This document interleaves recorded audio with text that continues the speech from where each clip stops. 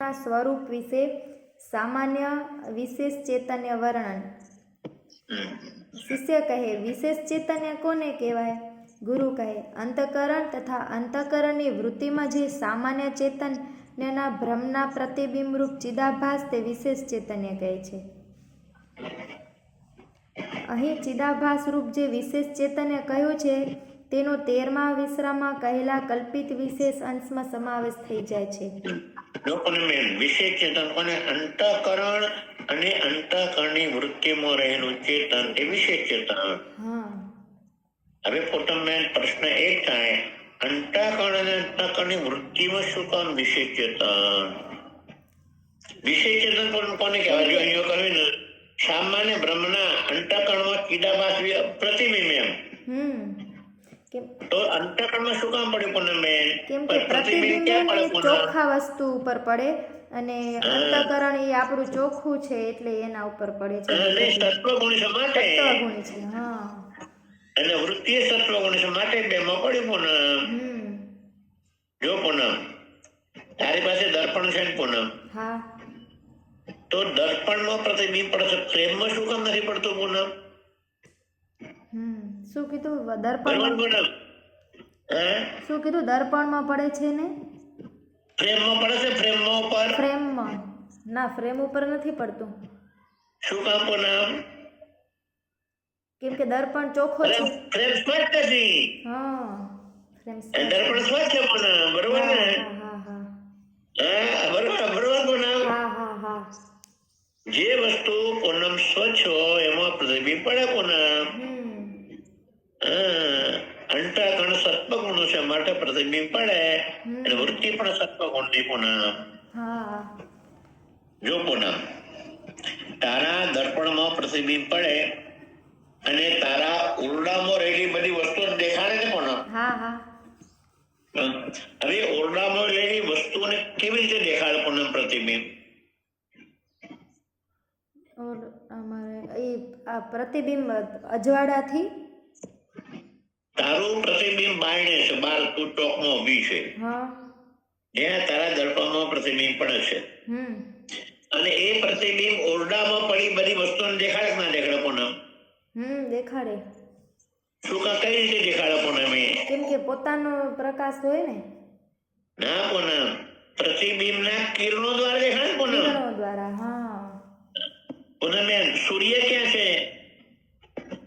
સૂર્ય બારે આકાશમાં છે. આકાશમાં. તો આ બધા પદાર્થોને કેમ દેખાડે છે પૂનમ? આકાશ બધાને દેખાય એટલે. નહીં પૂનમ, કિરણો દ્વારા. કિરણો દ્વારા દેખાડે છે પૂનમ. બરોબર છે. એમ આપણને જ્ઞાન કોના દ્વારા થાય પૂનમ બેન? વૃત્તિ દ્વારા. જેમ કિરણ દ્વારા પદાર્થો દેખાય છે સૂર્યના, એમ અંતઃકરણની વૃત્તિ દ્વારા જ્ઞાન થાય પૂનમ બેન. તે વૃત્તિમાં સત્વગુણ હોય તો થાય પૂનમ બેન. તો થાય. હા, એટલે અંતઃકરણ. બરોબર પૂનમ. જેમ સૂર્યનો પ્રકાશ કિરણો હોય તો પ્રકાશ આપણને પદાર્થ દેખાય છે પૂનમ. સૂર્યનો કિરણોમાં પ્રકાશ હશે તો પદાર્થ દેખાય છે પૂનમ. એમ અંતઃકરણની સત્વગુણ વૃત્તિઓ હોય એટલે વૃત્તિમાં પણ વિશેષ પ્રતિબિંબ પડે ના પડે પૂનમ? બરોબર ને? એટલે અંતઃકરણ અને અંતઃકરણની વૃત્તિમાં પડેલું સામાન્ય ચેતનનું પ્રતિબિંબ એના વિશેષ ચેતન પૂનમ. દર્પણ અને દર્પણના કિરણો પડેલું સૂર્યનું પ્રતિબિંબ એમ નામ પ્રતિબિંબ પૂનમ. એવી રીતે અંતઃકરણ અને અંતઃકરણની વૃત્તિમાં સામાન્ય ચેતનનું પ્રતિબિંબ પડ્યું એ નામ વિશેષ ચેતન પૂનમ. બરોબર ને? વાંચો હવે. શિષ્ય કહે, ચિદાભાસ કોને કહીએ? તેનું લક્ષણ શું છે? ગુરુ કહે, એક ચૈતન્યના લક્ષણથી રહિત હોય અને બે ચૈતન્યવત ભાસે તે ચિદાભાસ કહેવાય. તારું જે પ્રતિબિંબ છે સૂર્યનું તારા દર્પણમાં, એ સૂર્યના લક્ષણ વાળું નથી પૂનમ. ના. છતાં મને સૂર્ય જેવું દેખાય છે ને તો પૂનમ? સૂર્ય જેવું દેખાય છે. હા હા, એવી રીતે આ ચિદાભાસ કોને કહેવાય? કે ચેતનના લક્ષણથી રહિત હોય, ચેતન જેવો દેખાય પૂનમ. હા અને પૂનમબેન, આ વાત આપણે પંચીકરણમાં ભણ્યા. ક્યાં ભણ્યા, ક્યાં પૂનમબેન? ચેતનના લક્ષણ નથી અને ચેતન જેવું લાગે ઈ તમે એવું જાગ્રત, આપણે સ્વપ્ન અને સુષુપ્તિમાં ના પૂનમબેન, આવ્યું હતું કંઈક. ના પૂનમબેન. હા એ ગુરુદેવ, તમારા દેહને જડ કહો છો, ચેતન જેવો શું કામ લાગે છે? હા આ નતો આવ્યું પૂનમબેન? હા આવ્યું હતું. તો શું કામ ચેતન જેવું લાગે છે પૂનમબેન? કેમ કે ઈ ઓના સાથે વધે છે ને એટલે હા, એ વધે છે તો બીજું હતું પૂનમ. જડ તમે દેહને જડ કહો છો, તો ઘડો વધતો નથી, શું કામ વધે છે પૂનમ? દેહમાં વૃદ્ધ થાય છે એવી રીતે. હા, વધવાની વાત છે ખાલી. તમે ઘડાને જડ કહો છો, તે જડ છે, અનાજ તો ઘડો વધતો નથી, તો દેહ શું કામ વધે છે પૂનમ? કેમ કે અનાજ ખાય છે ને એવી રીતે. હા, અને એમાં બે દ્રષ્ટાંતો આપ્યા હતા પૂનમ. હા, એક ઉકરડાનું ને એક ઈંટનું કે રોજ પૂનમ, ને બીજો પ્રશ્ન છે પૂનમ. દેહ જડ છે, ચેતન જેવો શું કામ લાગે છે પૂનમ? ને બીજો પ્રશ્ન નથી. હા તો શું કામ લાગે છે કહો પૂનમ બેન?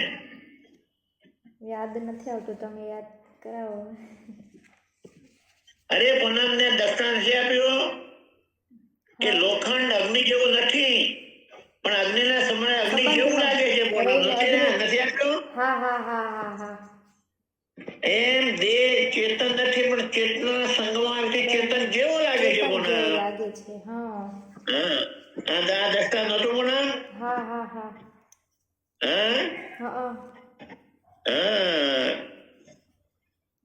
બધું પાછલું પૂનમ યાદ રાખવાનું, ભૂલવાનું નહીં પૂનમ. હા અમે ગમે ત્યારે પૂછીએ તમને પૂનમ.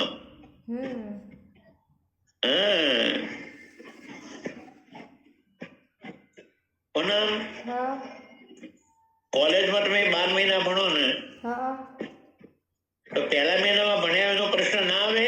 આવડે તો પછી અમે એમ જ કરીએ છીએ. આવડે હા, તો આ ના બોલવું જોઈએ પૂનમ. આવડી જ એટલે અધરું સમજ પડતી હતી, પણ અંદર આખું એનું અંદર શું ડિટેલ્સ હતી ને એ સમજ નહોતી પડતી. હા, અમે તો પૂનમ પહેલા મહિનાનું પૂછ્યું તમને એમ. હા પૂનમ.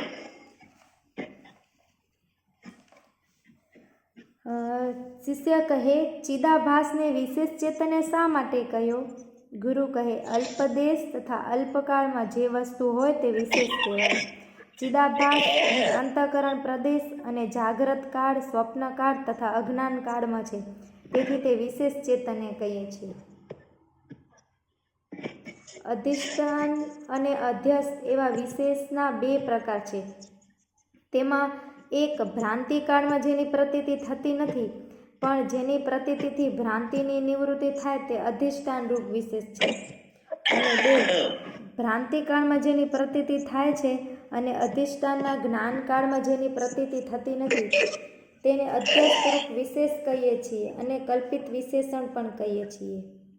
જો પૂનમ બે આવ્યું, અધિષ્ઠાન વિશેષ અને કલ્પિત વિશેષ.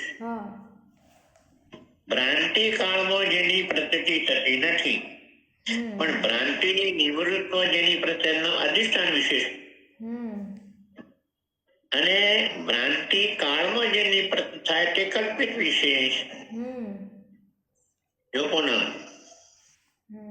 દોરડીના અજ્ઞાનમાં પ્રતીતિ થાય સર્પની, અને દોરડીના જ્ઞાનથી સર્પ બાદ પામે, માટે દોરડી અધિષ્ઠાન વિશેષ પૂનમ. અને દોરડીના અજ્ઞાનથી જેની પ્રતીતિ થાય સર્પ કલ્પિત વિશેષ પૂનમ. બરોબર ને?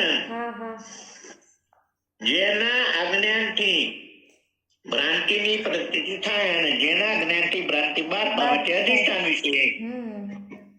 અને અધિષ્ઠાનના અજ્ઞાનથી જેની પ્રતીતિ થાય એ કલ્પિત વિશેષ પૂનમ. બરોબર ને?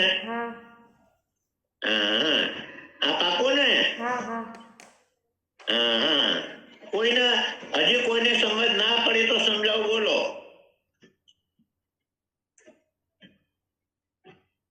બધાને પાકું ને? હાલો પણ આગળ ચાલો. હા.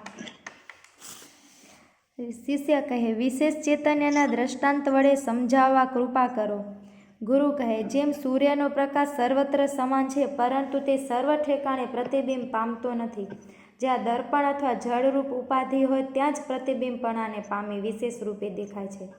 અથવા જેમ સૂર્યનો પ્રકાશ સર્વત્ર સમાન છે, પરંતુ વસ્ત્ર, કપાસ આદિને બાળી શકતો નથી. જ્યાં આગ્યો કાંચ સૂર્યકાંતમણી રૂપ ઉપાધિ હોય ત્યાં તે અગ્નિરૂપે વિશેષ થઈને વસ્ત્ર કે રૂ વગેરેને બાળે છે. તેમાં જે સામાન્ય રૂપ છે તે સર્વદા જેમનું તેમ રહેવાથી બહુ કાળમાં રહેવાવાળું યથાર્થ છે, અને ઉપાધિ વડે ભાસનાર જે વિશેષ રૂપ તે વ્યભિચારી હોવાથી અલ્પકાળ સ્થાયી અવ્યાર્થ છે. તે પ્રમાણે સામાન્ય ચેતન જે અસ્થિભાતિ પ્રિય રૂપે છે તે સર્વત્ર સમાન છે. તેનાથી બોલવું, ચાલવું વગેરે વિશેષ વ્યવહાર થતો નથી. અને જ્યાં અંતઃકરણ રૂપ ઉપાધિ હોય છે ત્યાં ચિદાભાસ રૂપે વિશેષ ચૈતન્ય રૂપે થઈને બોલવું, ચાલવું, કરતાપણું, ભોગતાપણું, પરલોકમાં તથા આલોકમાં ગમનાગમન વગેરે વિશેષ વ્યવહાર થાય છે. પૂનમ શું કહ્યું? સામાન્ય ચેતનનો કોઈ વ્યવહાર થતો નથી. બોલવું, ચાલવું એ બધું વિશેષ ચેતન અંતઃકરણમાં થાય છે. મને સમજાવો પૂનમ. એટલે એમ કીધું કે સામાન્ય ચેતન જે ને અસ્થિભાતિ પ્રિય રૂપે ને એ બધે હોય, તેનાથી એને બોલવું, ચાલવું ને એ કાંઈ વ્યવહાર થતો નથી. પણ એનામાં અંતઃકરણ રૂપ જે ઉપાધિ આવે ને તો જ એનાથી બધા વ્યવહાર થાય. અંતઃકરણ આવે સમજાવો ને પણ. એટલે આ અંતઃકરણ ક્યારે બને છે પણ સમજાવતો.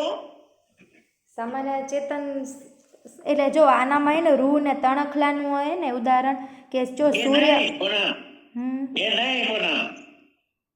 તો તારો બોલવાનો, ચાલવાનો એ વ્યવહાર ક્યારે થાય છે ને ક્યારે નથી હોતો? પણ સુસુપ્તિમાં નથી હોતો અને જાગ્રતમાં હોય છે. જાગ્રત અને સ્વપ્ન હોય છે પણ. હા. શું કામ પૂનમ? કેમ કે ત્યાં અંતઃકરણ હોય છે એટલે ને સુસુપ્તિમાં અંતઃકરણ લય પામે છે. અને સુસુપ્ત અંતઃકરણ નથી તે વ્યવહાર હોય છે પૂનમ? ના.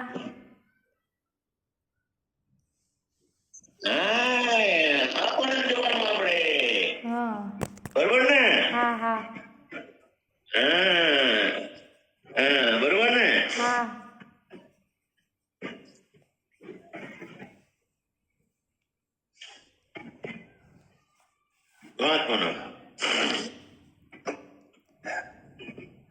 તેમાં એક સામાન્ય ચેતન જે ભ્રમ છે તે સત્ય છે, અને બે ઉપાધિ વડે ભાસનાર જે વિશેષ ચેતન ચિદાભાસ તે મિથ્યા છે. તેમ એક કરતાપણું, સુખ દુઃખનું ભોગવવાપણું, પરલોક તથા આલોકમાં જવું આવવું, 4 જન્મ મરણ, 5 84 લાખ યોનિની પ્રાપ્તિ આદિ સંસારરૂપ ધર્મ પણ ચિદાભાસના છે, તેથી તે મિથ્યા છે. આપણે પોતાનું માની ચિદાભાસ પોતાનું માનવું એટલે પોતાનું માની એ બધું આપણે હું કરતા, હું ભોગતા, હું સુખી, હું દુઃખી, પાછું જાણી હું બીજા લોકો જવાબ આપવા વાળો અંતઃકરણે તમે તમારું દર્શન માની લીધું એટલે તમે ધ્યાન છો પૂનમ.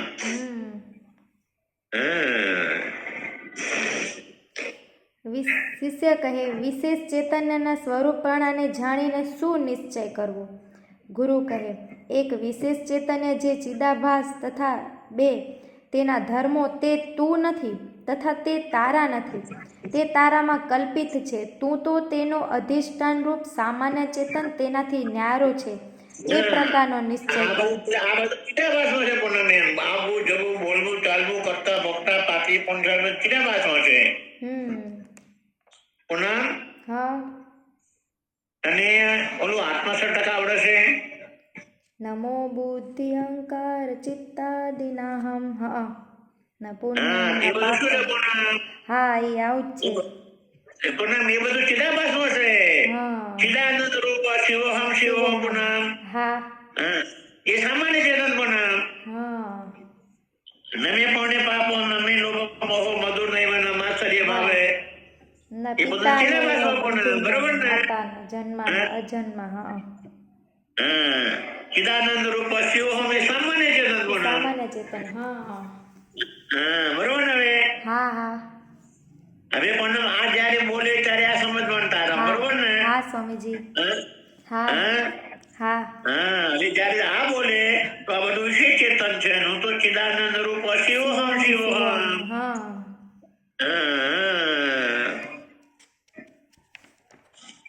વાત હવે શિષ્ય કહે, સામાન્ય ચેતન કોને કહીએ? ગુરુ કહે, જે આકાશની પેઠે સર્વત્ર પરિપૂર્ણ હોય, જે સર્વ નામરૂપનું અધિષ્ઠાન છે, જે અસ્થિભાતિ પ્રિયરૂપ છે, અને ચાર જે નિર્વિકાર બ્રહ્મરૂપ છે, તેને સામાન્ય ચેતન કહીએ છીએ.